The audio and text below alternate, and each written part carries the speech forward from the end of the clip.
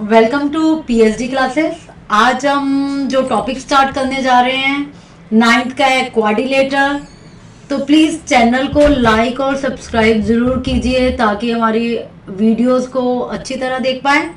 चलिए स्टार्ट करते हैं। क्वाड्रिलेटर क्वाड्रिलेटर का मैक्सिमम पार्ट हम 8th में कर चुके हैं टाइप्स ऑफ क्वाड्रिलेटर से। तो जल्दी से क्विक रिवाइज करते हैं। क्वाड्रिलेटर्स क्या होता है? Four sided close geometrical figure, चार साइडें होती हैं ए बी सी डी, ठीक है।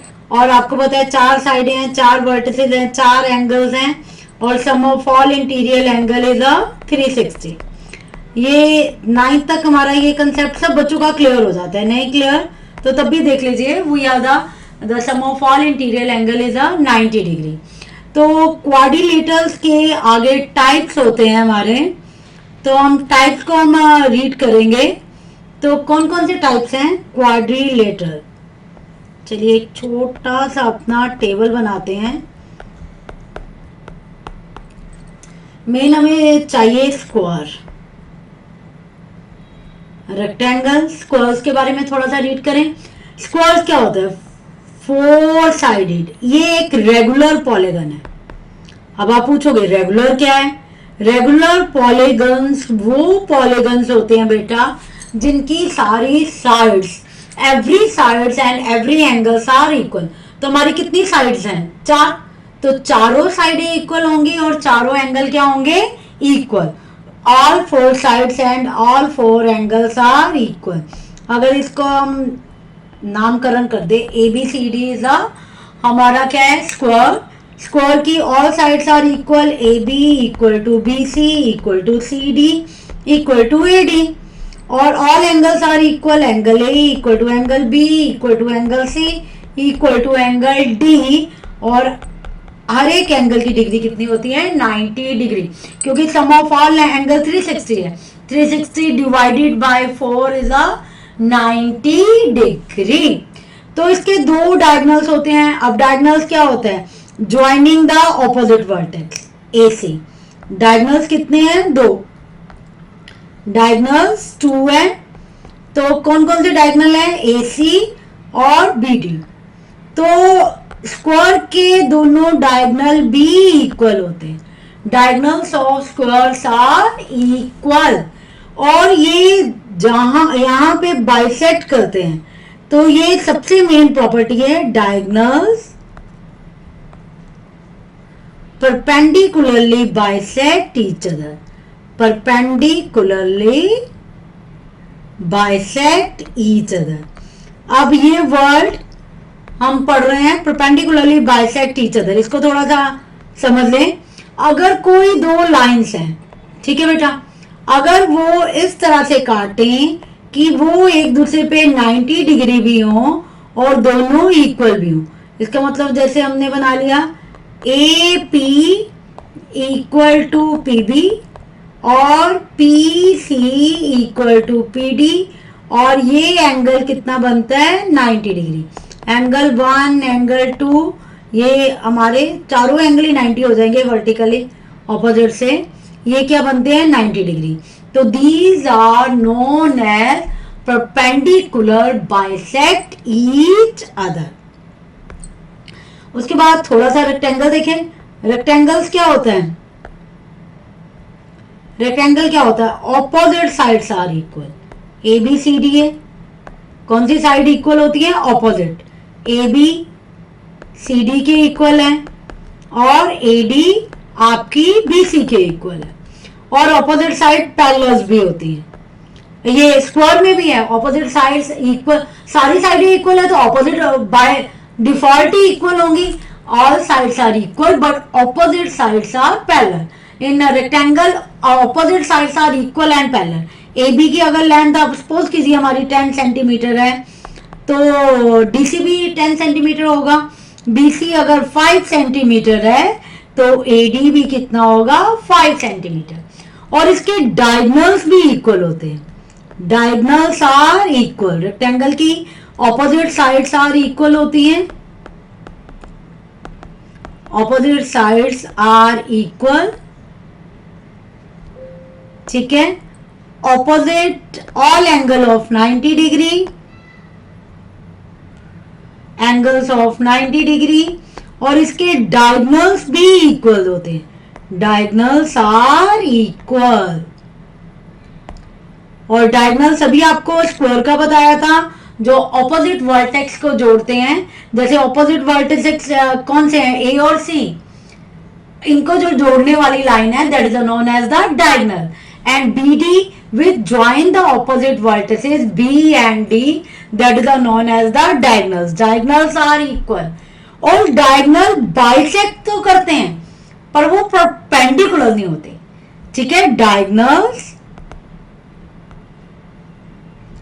Bisect each other, got it. तो ये सब क्वालिटी, ये सब हमने क्वाड्रिलेटर के स्क्वायर, रेक्टेंगल और की हमने लोअर क्लासेस में भी पढ़ी हुई है। 8th में तो हमने पूरा टॉपिक पढ़ा था अंडरस्टैंडिंग क्वाड्रिलेटर, उसमें हमने ये सारी प्रॉपर्टी अपनी रीड की। तो रेक्टेंगल और स्क्वायर पढ़ने के बाद हम अगली अपनी जो फिगर रीड करेंगे वो है हमारा पैरेललोग्राम।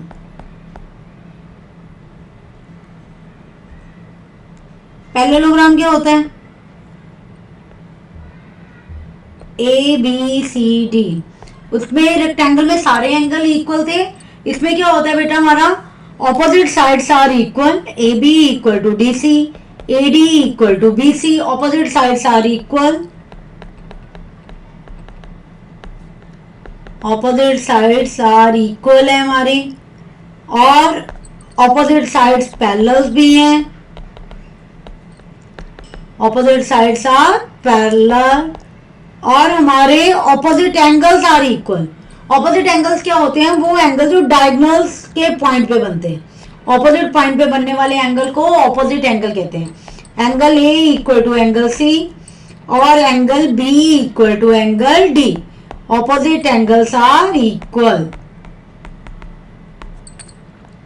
फर्स्ट पॉइंट ये था। Second, opposite sides are parallel. Third, opposite angles are equal. Opposite angles अगर हमारे इक्वल हैं, और एडजेसेंट एंगल क्या होते हैं, the angle which are formed in a quadrilateral in the same line. These angle, जैसे एंगल ए और B are adjacent, angle B और सी एडजेसेंट क्योंकि ये बी सी साइड पे बन रहे हैं। एंगल सी और डी एडजेसेंट क्योंकि ये सी डी साइड पे बन रहे हैं। एंगल ए और डी इज एडजेसेंट क्योंकि ये ए डी साइड पे बन रहे हैं। तो fourth point, sum of adjacent angles is 180. Sum of adjacent angle is a 180. Got it? तो उसके बाद हमारा आ जाता है रोम्बस। रोम्बस को हम करेंगे। रोम्बस में क्या होता है बेटू, ये स्क्वायर की तरह है पर इसके सारे एंगल्स इक्वल नहीं होते। फर्स्ट प्रॉपर्टी वही है, all angles are not equal, opposite angles are equal, opposite angles equal होते हैं। जैसे हमारे पैरेललोग्राम में थे, opposite angles are equal. Opposite angle क्या है, ए और सी इक्वल है, बी और डी इक्वल है, और sum of adjacent angles, sum of adjacent angle कितना होता है, ये अभी हमने क्वाड्रिलेटर में भी पैरेललोग्राम में भी पढ़ा है। Sum of adjacent angle is 180 degree. और ऑल एंगल्स आर, और साइड के बारे में पढ़े, ऑपोजिट साइड्स आर पैरेलल। ये हमारी सेकंड, ये एंगल्स के बारे में हमने पर रीड कर लिया। अब हम इसकी साइड्स पढ़ते हैं। Opposite sides are parallel,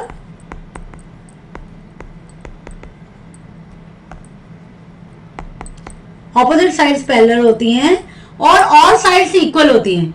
all sides are equal, all sides are equal. सारी sides equal means A B equal to B C. चलिए आप भी देखिए और क्या कह सकते हैं, C D equal to D A. और डायगनल्स इसके इक्वल नहीं होते पर परपेंडिकुलरली बाइसेक्ट करते हैं। डायगनल्स,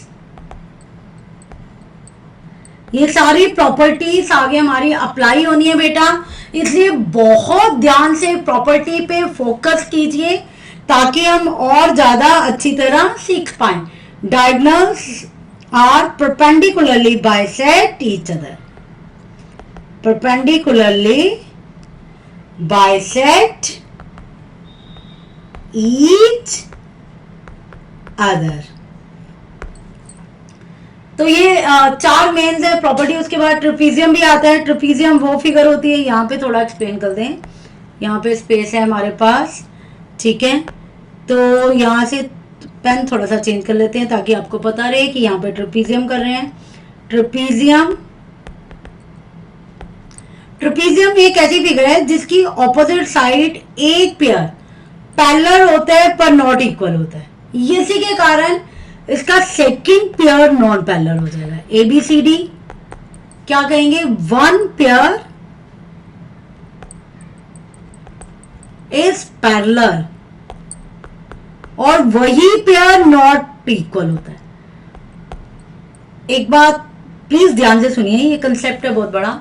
अगर इसका पैरेलल पेयर को इक्वल अगर हो जाए तो that will become a parallelogram. तो ट्रेपीजियम में जो पेयर पैरेलल है वो किसी भी हाल में इक्वल नहीं होना चाहिए, ठीक है। One pair is parallel but not equal, तो इसका इंपैक्ट क्या होगा, other pair become, other pair becomes non parallel.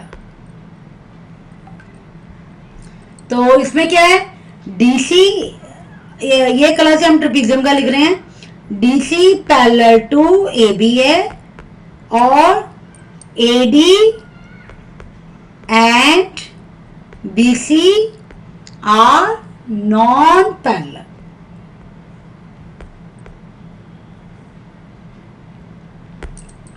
इन प्रॉपर्टी की बहुत ज्यादा एप्लीकेशन है जो हम आगे यूज करेंगे।